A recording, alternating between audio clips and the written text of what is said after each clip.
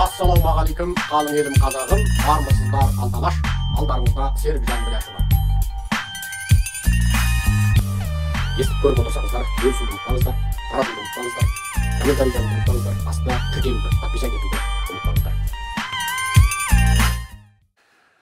Жақсы, кеттік. Соғыс басталғалы бір жылға таяды.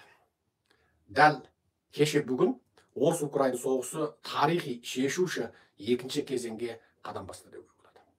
Я, соғыс өзгеріп келді бұғанға дейін. Біресе Орыс жеңіп ілгерілеп, біресе Украин жеңіп ілгерілеп, Украин шегініп кетті. Көп атыспай, жұлыспай, кәдімгі тартып алып тұрып, қайтадан шегініп кетті. Содан бұл шегінудің астарында үлкен гәп жатыр. Өте үлкен гәп жатыр. Яғни, Зеленский және оның командасы бұл жолы аса бір керемет тактика жасап жіберді. Ол тактикасы Орысқа да қаратылды. Бір оқпен екі қоян атты. Тіпті өзінің жақтастарына, яғни осығанға дейін Украинаны қолдап, ақша, қару-жарақ, дәрі-дәрмек, азық-түлік барлық жағынан қолдап келе жатқан батысқа да қаратылды. Мен Зеленскийдің және оның командасының керемет тапқырлығына аң-таң қалдым. Мойындадым. Бұлар шынында жас болса да бас болатын керемет басшылар екен. Бұл осы жолғы Селедардан шегініп шығу Орысты да қақпан қаптырды, Еуропа мен Американы да өздерінің жоспарына сай жұмыс істеуге мәжбүрледі. Ендеше осыны талқылап жіберейік. Өткенде соңғы лекциямызда Орыстың зымырандарменен Украин қалаларын атқылағаны, одан қанша адамның өлгені, Зеленскийдің соңғы мәлімдемесін, Зеленскийдің телеграмдағы ең соңғы жарияланғанына бірнеше минут болған видеосынан аударып жариялағанбыз. Сіздерге жеткіздік. Сонда Зеленский бүйтіп айтқан. Бұл соғысты не тоқтататынын дейді, бүкіл дүние жүзі біліп отыр дейді. Соғыстың кілті біздің одақтастарымыздың қамбаларында жатқан қарулар дейді. Яғни бізге қару керек. Соғысты не тоқтататынын бүкіл дүние жүзі біліп отыр дейді. Одақтастарына өкпесін ашық айтып отыр. Сендер ғана білмей отырсыңдар дейді. Одақтастарымыздың қамбасында тұрған қарулар бізге керек дейді. Біздің әскерлеріміз соны күтіп отыр дейді. Украин сол қарудың жоқтығынан зиян шегіп отыр. Ол қандай қару? Бірі әуе кеңістігін қорғайтын қару. Америка патриот үшті беремін деді. Путин енді Зеленскийге қаратып бір тал ине лақтырса ұстап алатын патриот үш. Бірақ әлі жеткен жоқ. Украин кеңістігі қорғаусыз. Бұғанға дейінгі соғыс әуеден Орыс зымырандарын, ракеталарын, қанатты ракеталарын атады. Ракеталарын ол бір атылған ракета бір 15-20 қабатты ғимарат үйді тасталқан шығарады. Қазірге дейінгі соғыс Украинның негізгі қалаларын, әсіресе электр станцияларын, электр көздерін, мына бүкіл қаланы жылумен қамтайтын орталықтарды орыстар әдейі бомбалап, Украин халқын мына қақаған аязда қинай түсу, халықтың мемлекетке, билікке деген наразылығын тудыра түсу, мүмкін болса Зеленскийді тақтан тайдыру, қоғамда орнықсыздық тудыру. Бірақ орыстың ойы іске аспай, керісінше украиндер барған сайын Зеленскийдің айналасына шоғырлана түсті. Орыстың қаруы Украинның қаруынан әуе жағында басым болды. Бірақ дрон жағында Украин басым болды. Себебі Украинда Еуропаның және Американың, тіпті Түркияның байрақтар дрондары болды. Бұл дрондар Ресейдің міне осығанға дейін қанша кемесін суға батырып жіберді. Бірақ Украин зымырандық қорғаныс кешені жоқ, әуе кеңістігі ашық тұр, былайша айтқанда. Әуе кеңістігі ашық тұр. Бірақ Украинның жердегі жеңіл типті қарулары Орыстың қаруларынан күшті болып тұр. Әсіресе түтікті қарулар, иыққа қойып алып ататын түтікті қарулар. Бұл қарулар Орыстың танктерін қидай сыпырды. Бірақ бұл қарулар бәрібір кеңістіктегі зымырандардан қорғана алмады. Кеңістіктегі зымырандардан қорғану үшін бүкіл спутниктік, бүкіл жаңағы жердегі қару-жарақ, бүкіл жасанды ақыл парасатқа байланған Украинның территориясы спутник бойынша бірақ белгіленіп, сол территорияға қандай да ұшып келе жатқан металл атаулы ұшып келе жатса, соны қорғайтын кеңістік. Ал әлем бойынша бұның дүние жүзі бойынша екі жүйесі болған. Біреуі орыстық жүйе, біреуі ақштық жүйе. Орыстық жүйе өзінің нашар екендігін қанша мәрте дәлелдеп қойды.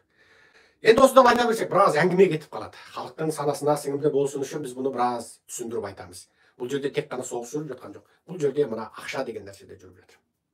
Ақша қандай нәрсе?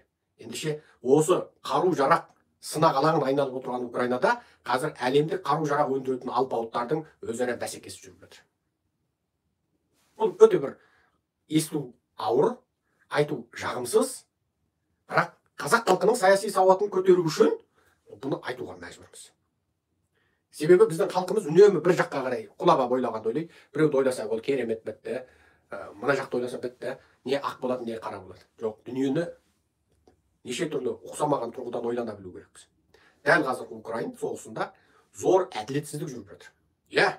Украин қару жараққа қол жеткізіп жатыр, ақшаға қол жеткізіп жатыр, босып кеткен босқындарын Еуропа, Америка пана беріп жатыр, иә. Енді одан артық қандай көмек? Екі туып бір қалса да, бір емшек демсе де, аға бауыр өтіп көмектеспейді. Бірақ бұл жерде мәселе Украинада қазір сауғала қалған жоқ. Қирандық айналды. Қаншама адамдар өлді. Қаншама жесір әйел аңырап қалды. Қаншама бала жетім болып аңырап қалды. Міне, бүкіл мемлекет қирандық айналды. Ал соның бірінші кезекте, ең бірінші орыс тіпті танкісімен, жеңіл қару жарағымен, немесе түтікті қаруларменен келгенде, мен сенің ірі кеңістігіңнен келетін ірі қаруларды тосайын, анау пулеметіне, түтікті қаруларына өзің қарсы тұр десе, украиндар мүмкін қолына сойыл алса да орыстың танкісіне қарсы шаба бермеді.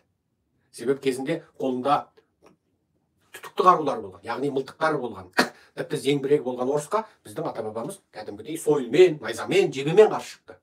Тура сол сияқты. Және ол соғыс тарихтағы ең ұзаққа созылған соғыстардың бірі болып қалды. Біз оны мақтанышпен айтамыз. Аяғы анау шығыстағы Жапон теңізіне дейін жеткен орыстар Орта Азияны жаулай алмай, 2 ғасыр кіммен соғысты? Бізбен соғысты, қазақтармен соғысты. Сол орысты аттап басқызбай ұстап отырған бізбіз. Қынадай қырылып отырғанына қарамастан, қолымыздағы ең қарапайым қарулармен, андан мұнан жеткен ең қарапайым шиті мылтықтарымызбен, бытырамен сол орысқа қарсы соғыстық. Міне. Тіпті бұл адамзат тарихындағы таңғажайып аңыз болып қалатын дүние. Аңыз болып қалатын дүние. Евроцентризмді негізеткен адамзаттық тарихта біз сияқты жан саны аз халықтардың тарихы жазыла бермейді. Бірақ біз бұны түрлі дүниеге өзіміз танытамыз. Ешкімге келіп біздің тарихымызды жаз демейміз, өзіміз жазамыз. Енді қарай. Сол Украинаның әуе кеңістігін бірінші кезекте қорғап беруге мүмкіндік бар еді. Сол жаңа жылда Зеленский ат артып, Вашингтонға келмей тұрып ақ, сен алдымен кеңістігіңді қорғап ал. Міне бүкіл сенің кеңістігіңде міне жасанды серікпен қорғалған, жабдықталған зымыраннан қорғаныс кешенін, қанатты зымырандардан қорғаныс кешенін береміз. Ал жердің бетімен келген танк сәңкіні өздерің біліңдер десе, украиндер осы кезде мұншама зор шығынға ұшырамас еді. Бірақ өкініштісі, ол қару берілген жоқ. Ол қару берілген. Міне. Бұл жерде бір нәрсе Украин халқы құрбандыққа шалынып кетті. Ол анық. Ол екі бастан анық. Украин халқы құрбандыққа шалынып кетті. Анығында бұндай көп адамды өлтірмей алып қалуға болатын еді. Ең біріншісі сол орыс Мәскеуде отырып ана Путин деген шизофрен кнопкасын басып зымыран атқанда әр зымыран Украин территориясына басып кіре алмайтын қылып тастауға бұл елдердің әбден мүмкіндігі бар еді. Бірақ олар мына шизофрен құтырсын деді. Ана шизофрен есіріп, сұмдық мәлімдемелер таратып, тіпті Еуропа, Америкаға да қаратып, азуытысын ақситып, Еуропаның біресе газын тоқтатып, біресе жіберіп, сөйтіп оны әбден жаңағы әлем алдында оның шынайы бет бейнесін ашу керек болды. Иә, ол шизофрен Путиннің, есерсоқ Путиннің бет бейнесін ашу, керісінше миллиондаған адамдардың өмірін тасталқан қылудың беделіне келді. Ашынышты. Өте ашынышты. Екінші нәрсе. Бәрлеріңізде белгілі. Тіпті осы бір жылдың алдында соғыс басталғаннан бастап, Зеленскийдің бір ғана сөзі бар. Қару, ойбай қару. Тура кәдімгі қару бер маған, қару бер деп жылайды жарықтық. Иә, оған жетпей жатыр. Ол Еуропа мен Американың өзіне керекті қаруды бермей кәдімгі отырғанын ол әбден біліп отыр. Және оған бірдеңе дейін десе, күндіз оған қарап тұр. Ол да артық ештеңе айта алмай. Ол бейшарада қысқасы тілі қысылып тұр. Шын мәнінде осындай. Иә, Еуропа мен Американың сөзі керемет. Біз жаңа Украинаға былай көмек береміз. Иә, керемет көмектер беріп жатыр. Иә, Украинды қорғау олар міндетті емес. Иә, неге? Оның ақшасы да өзінің халқының еткен еңбегінен, төлеген салығынан түсіп отырған ақша. Ешкім жаңа судан сүзіп алып отырған жоқ. Ол жердегі саясаткерлердің де өзінің амбициясы бар. Өзінің саяси болашағы бар. Ол бүкіл жаңа жиналған қаражаттарды мә Украин деп беріп тастап, ертең өзі қу сирағын жаға ма отқа? Ертең оларға да жау келсе, Бекболатты шақырып қарғата ма? Келген жауды сен қарғамана зымырандарын кері қайтарып жібер деп, қарғыс тізімдігіне қос деді. Жоқ. Ол кезде Бекболаттың кері бармай қояды ғой. Сондықтан әр елдің өзінің жағдайы бар. Мысалы, мың бай дегеніңмен Американың да өз проблемасы бар. Мына біздегі Алатул елдегі мына қалтылдақ шал қазір проблема. Оны етпей тексеріп жатыр. Атаң енді қазір сөздің ішінде жаны қылдың үстінде тұр. Енді жуырда Twitter Files деген жарияланып жатыр. Мына Элен Маск деген жігіт шықты. Бұл Элен Масқұлы, бұл жігіт Twitter'ды 44 миллиард долларға сатып алғаннан кейін, ішіндегі барлық өшірілген файлдарды өзінің жоғары технологиясымен қалпына келтірсе, осы Анатолий елдің жаңағы құзырлы мыналары, үш әріптеріменен бұрынғы Twitter'дың қожайынның ортасындағы сөйлесу тарихы қалпына келеді ғой. Элен Маск алды оның бәрін жариялап жатыр, міне, жариялап жатыр. ағылшын тілі гуглге кіріп немесе твиттерге кіріп Элен Масктың жеке твиттердегі Элен Маск деген жеке парақшасына кірсеңіз де гуглге кірсеңіз де жетеді. Енді қысқасы сондай былық болып тұр. Сондықтан мен мына халыққа айтатыным, айналайын қазағым, барлық нәрсені тура істер, соның артығымен кемімен бәрімен көр. Бір нәрсені мінсіз керемет деп ойлап алу ол үлкен қателік. Ол мен неге қайта халқыма осы нәрсені түсіндіруге тырысамын? Халықтың сауатты болу керек. Бірді бір деп көру керек, екіні екі деп көру керек. Егер 1,5 болды ма 1,5 деп айту керексің. Енді 2 дей салайықшы, болды, 1-ден көп қой деп 2 деуге болмайды. Біздің сол аңқау саяси сауатсыздығымыздан орысқа бодан болдық. Жарты территориямызды Қытайға тартқызып алдық. Біз сол саяси сауатты болған болсақ, Назарбаевқа 30 жыл құл болмас едік. Егер біз саяси сауатты болсақ, біз қазіргі Тоқаевтың қазақты қынадай қырып тастап, осыншама зұлымдықты